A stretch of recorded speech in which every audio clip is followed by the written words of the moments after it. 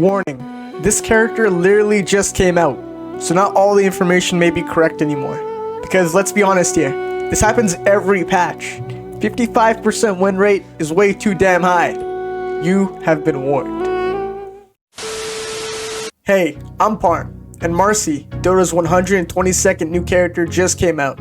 My goal is to try and figure out her positioning, itemization, and maybe explain her abilities along the way. After studying hundreds of matches on Dota Pro Tracker and watching countless Twitch streams, I've come to the conclusion that Marci is an offlaner. Now look, I might be wrong about this in a week or two when balancing happens, but I stand my ground with my opinion.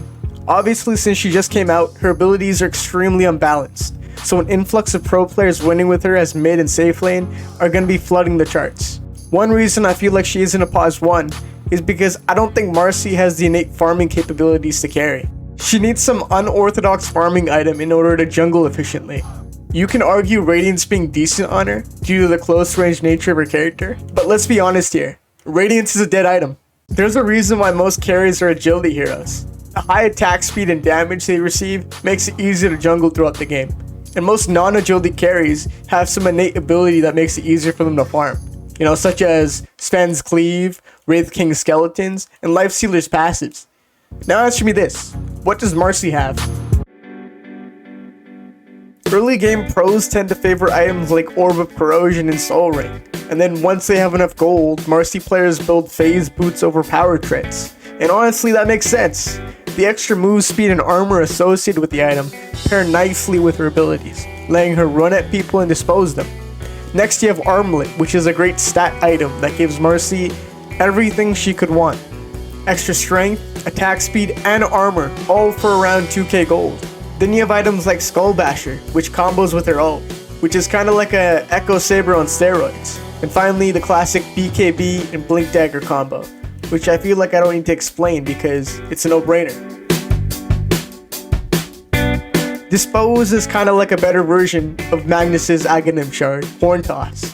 You toss enemies for a good chunk of magic damage, and it stuns rather than slows.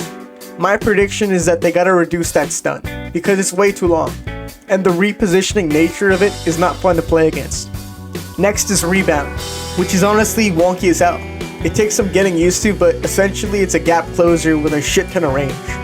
You can use it to jump on people and land your Q, or as an escape mechanism if you have a target. Sometimes you can even use it to save teammates with the move speed buff it gives. The consensus that most players have come to is that the range on this ability is way too damn high, so enjoy it while you can. Finally, we have her ult, Unleash, which when used, dispels Marci and puts the hero in a special form for 18 seconds, during which your character's attacks are thrown in volleys, similar to that of Echo Saber, but much better. The sets come in strikes of 3 to 5, with a 1.5 second delay between each volley. On top of that, every strike creates a pulse that deals bonus damage in an area.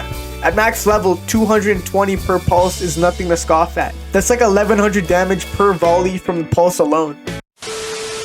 As some of you may have noticed, Marci's nerfs have been applied, so my video was already outdated before I even had the chance to publish it, but I decided to upload it anyway since I already put so much work into it. Additionally, as I've spent more time playing Marci, I learned a lot about her strengths and weaknesses, so I'm gonna make another video based on my updated thoughts probably around next week. Other than that, thanks for watching, and remember to subscribe if you want to see more. So see ya.